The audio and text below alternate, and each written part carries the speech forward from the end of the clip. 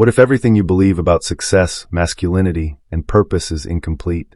What if true greatness has nothing to do with power, fame, or recognition, but everything to do with something deeper, more invisible, and far more uncomfortable? Some truths don't shine, they burn. And today, you're going to come face to face with 5 of them. These aren't lessons pulled from books. They were forged in sweat, pain, and glory by a man who didn't just play soccer. He rewrote destiny with his feet. His name is Pelé. But what he lived through, few ever truly understood, until now. Pelé wasn't born a king. He became one. And to do that, he had to bleed in silence, smile through injustice, and turn every fall into a ritual of ascension. He saw the game as a metaphor for life, and life as a field where few dare to step in. He didn't just want to win. He wanted to leave a trail. And with every step unnoticed by the world, he left behind coded messages, maps pointing to a more dignified, more whole way of living. You're about to decode those messages. But be warned, they aren't comforting. They're keys. And whoever holds a key must be ready to open the door. In a time when ego is mistaken for identity, Pelé confronts us with the first of his 5 lessons. Not everything that glitters is gold, and not every man who is silent is weak. True strength, he said with his eyes, is standing firm even when the world tries to break you. He understood something most people don't dare admit. Real greatness happens in the invisible. In the lonely practice. In the unseen tear. In the silent act of forgiveness. That's the territory where transformation begins, and it's where most people give up. The next lessons are woven like threads of the same destiny. They speak of courage without an audience, of discipline as a form of self-respect, and of honor as a shield against the trivial. These are principles as old as time, but buried under an era that worships noise and despises silence. Every phrase Pelé spoke, every gesture on the field was a symbol, a call to awareness. And as you go deeper into this journey, you'll realize you're not just hearing stories, you're reconnecting with forgotten pieces of yourself. But it's the 5th lesson, the final one, that truly separates men from boys. It's not advice. It's a rupture, a turning point. After this, you either choose to grow, or spend the rest of your life repeating patterns that no longer serve you. It strips you bare. It unsettles you. It reveals that the enemy was never out there, it's always lived inside. And when Pelé embodied this truth, he didn't just change his career, he changed the course of his existence. Now the choice is yours. Will you follow this through to the end, or stop at the edge of truth? Just know one thing. Skipping even a single second might mean losing the missing piece of the puzzle that is your own life. Do you remember the moment you realized the world wasn't fair? Not the time someone told you, but the moment you felt it. In your skin. In your bones. When victory slipped through your fingers despite all your effort. When the recognition never came. When you were good and still lost. Pelé knew that silence. He wasn't born a hero. He had to build himself while the world pointed fingers, doubted him, diminished him. As a boy, he carried the weight of a nation on his back, and in his eyes, the loneliness of someone who had already understood. You either create your destiny, or be crushed by someone else's. The first lesson he left behind wasn't spoken, it was lived.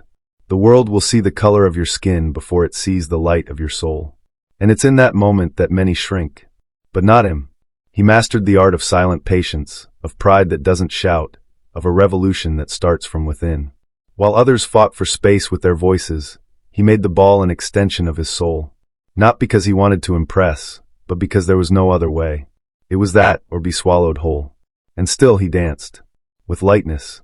Like someone who knows every step is, in truth, an invisible punch to the structure of the world. Have you ever tried to win in silence? Have you ever held your head high through the sting of disrespect, even when every part of you wanted to break? That's what Pelé did. He turned humiliation into art. He didn't defend himself, he responded with goals. Every touch was a statement. Every pass a code. He knew the answer wasn't in direct confrontation, it was in transcendence. Defeating an opponent wasn't enough. He wanted to transform the game. And he did. But the cost of that, could you bear it? This lesson doesn't fit in a book. It can only be understood in the dark. In the locker room after a loss. In the silence of someone who gave everything, and still wasn't enough. Pelé understood that life is often just that. A place where merit guarantees nothing, and talent alone is just noise. That's why he chose something greater. Consistency. Relentless repetition. Invisible practice. Discipline that doesn't seek applause. While many chased glory, he built legacy. There's a difference, and it's brutal. But this isn't something you're taught. It's something you live, feel, bleed. It's that moment when you realize there's no audience, that no one sees how hard you're trying. And still you go on. Because what drives you is no longer victory. It's the commitment to who you know you are. Pelé didn't need to prove anything to anyone. But he proved it every single day. Because the world forgets fast. And true respect is silent. Now look at your own story. How many times have you swallowed the pain? How many times did you pretend it didn't hurt, that everything was fine? How many times did you smile when you wanted to cry? This first lesson is for that version of you. The one who still fights, even when exhausted. The one who still tries, even when invisible. Because deep down, you know, it's in the invisible that kings are born. And Pelé was the greatest of them all. The second lesson is this. You will never be free as long as you live to meet other people's expectations. Have you ever felt like you're always one step behind who you're supposed to be? As if there's a version of you watching from a distance, stronger, more confident, more complete, and you just can't seem to reach it? Pelé's second lesson isn't about being the best in the world. It's about carrying the weight of being yourself when the whole world expects you to be someone else. Because the pressure didn't just come from fans, headlines, or rivals. It came from the legend being built around him with every match. And what do you do when your biggest threat becomes your own image? The ordinary man chases applause. The rare one, like Pelé, chases silence. He knew fame was a shattered mirror. The more you stare into it, the less you recognize yourself. That's why, even while standing at the center of it all, he kept searching for his own center. He didn't let himself get intoxicated. He could dribble kings, but the real battle was against the ego trying to rule him. And that battle is the hardest of all, because it's invisible, lonely, cruel, and endless. How many times have you betrayed yourself just to please others? How many times have you silenced your essence to fit into a mold? Pelé didn't bend. He created a new mold. He didn't want to adapt to the world. He wanted to elevate it. And that hurts. Because any man who chooses authenticity will, at some point, be hated by those who live in lies. He knew that. He felt that. And still he moved forward. Because there's a strength that's born only in those brave enough to be whole in a world that profits off pieces. But don't mistake this for arrogance. The second lesson is about roots, not ego. Pelé didn't play for himself. He played for something greater. For the barefoot child he once was kicking a ball on a dirt street. For every Brazilian who saw him as hope.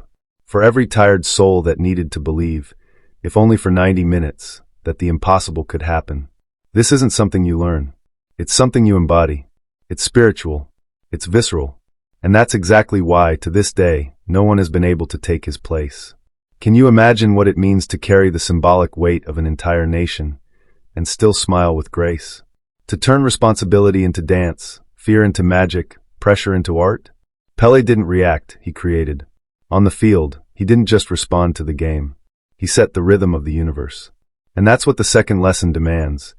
That you stop explaining yourself, stop reshaping yourself, stop justifying your existence, and finally simply be. Because while you're busy chasing the image of who you think you should be, time is slipping away. Life is slipping away. And the real question is, how long will you keep running from yourself? Pelé stopped running. He stayed. He rooted. And he bloomed. Even in the storm. Even under the noise. Even under the pressure. That's what true greatness is. Remaining loyal to your truth when everything around you is begging you to betray it. The third lesson is this. Pain is not the end. It's the beginning of something greater. There are moments when everything falls apart.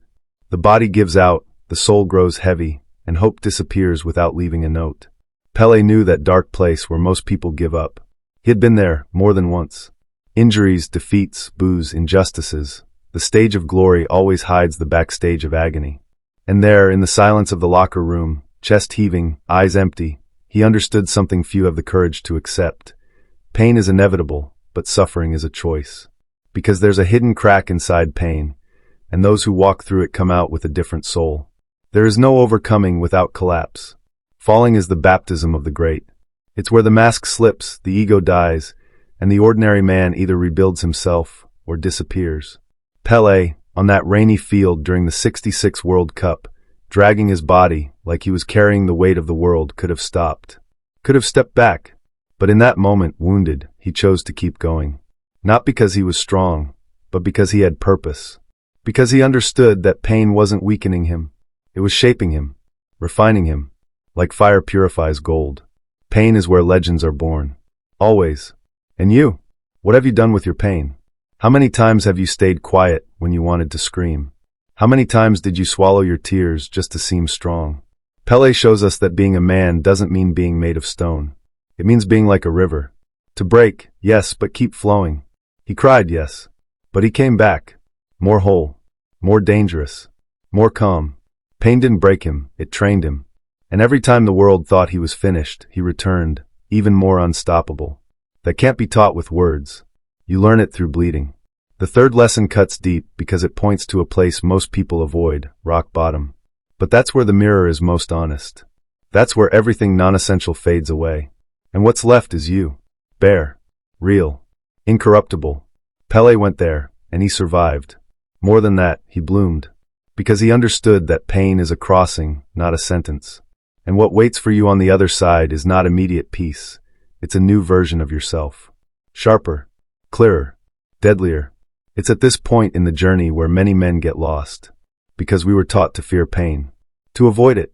To numb it with distractions, addictions, ego. But Pelé did the opposite. He stepped into it. Head on. With humility. With faith. And he came out changed. That's the third lesson. Pain is inevitable, but you choose what it leaves behind. A scar or a mark of rebirth. And that choice is made in the dark. With no audience. Just you, your soul, and whatever you choose to carry from that moment on. Because in the end, what defines you is not what was done to you, but what you do with what was done. And Pelé, in the face of his deepest pain, answered with poetry at his feet. He didn't seek revenge. He created. And maybe that's why no one has ever become what he was. Because very few can endure so much, and still choose to love. Still choose to return. Still choose to keep dancing, even after being broken from the inside out. The fourth lesson is this. Not every game is won with your feet. Some can only be won with your soul. There comes a moment when talent is no longer enough. When the strength of the body fails, when the logic of the game falls apart, when everything you've learned simply stops working.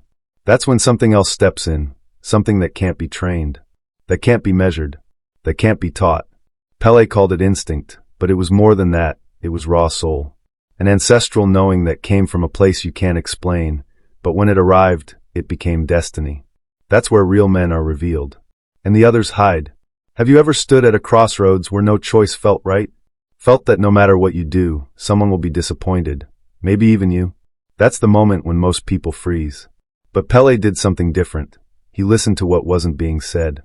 He read the field like someone reading time itself. Like someone who could see what hadn't happened yet. His vision wasn't just of the game, it was of life. He knew when to pull back. When to accelerate. When to stay still. And most of all, when to risk everything, even without guarantees. Because some victories only come when you challenge the predictable. This lesson is brutal because it demands total surrender. You can't reach it halfway. It requires you to let go of control and dive into the flow of intuition. And that's terrifying, especially for a man who grew up being told that feeling is weakness, that hesitation is failure. But Pelé hesitated, and that's exactly what made him unpredictable. He wasn't a machine. He was a mystery, and that made him unbeatable. Because while others played with their heads, he played with his whole being. Have you ever trusted something you couldn't explain? Followed an impulse the whole world told you to ignore? That's the fourth lesson. A call to start feeling again. To trust your own frequency. Because there are things the rational world doesn't understand, and doesn't need to. Pelé wasn't just technique. He was magic. Not the kind of magic made of tricks, but the kind born when someone is fully aligned with what they were born to do. It wasn't about winning. It was about revealing himself. And when that happened, the impossible became ordinary. The world teaches you to calculate everything, to control every variable, to predict every step. But the truth is, life's most defining moments follow no plan. They demand courage and faith. The kind of faith Pelé had when he shot from places no one dared to. When he passed the ball where no space seemed to exist. When he dribbled time with his body and eternity with his gaze. Because he knew the real game happens on the inside. And only those who are whole can hear the call. That is the fourth lesson. You can train your body, your mind, your strategy, but if you don't listen to your soul, you'll miss the target even with the most perfect shot. Because there are decisions you don't make with logic. They come as a whisper, a shiver, a deep silence in the middle of chaos. And when they come, you'll know. Just like Pelé knew. Because there are moments when the universe stops testing you and starts revealing you. The fifth lesson is this. There comes a moment in life when you must decide whether you'll be just another or a game changer. You can feel it, even if you don't know how to name it. A breaking point. An invisible line that separates who you've been from who you were meant to become. Pelé reached that line. Everyone does. But few cross it. Because on the other side, there are no guarantees, no instructions, no applause. There's only risk, and the chance to create something that has never existed before. The fifth lesson isn't about soccer or fame. It's about the exact moment when the ordinary man dies and the legend is born. And that moment doesn't warn you. It demands you. How many times have you felt there was something more waiting for you, but hesitated? How many times did you back down when everything inside you was screaming? Now, Pelé didn't back down. Not even when he was the youngest one on the field. Not even when the whole world felt too big. He chose to cross. To be the first. To be the different one. To be the one who changes the tide. That isn't done with strength, it's done with presence. With a conviction so deep that even the impossible bends before it. The fifth lesson is a call to that place. To the edge between being remembered and being eternal. And yes, it hurts. It hurts because you will be misunderstood. You will be attacked. You will be doubted by those who can only see what already exists. Pelé was called arrogant, delusional, a dreamer.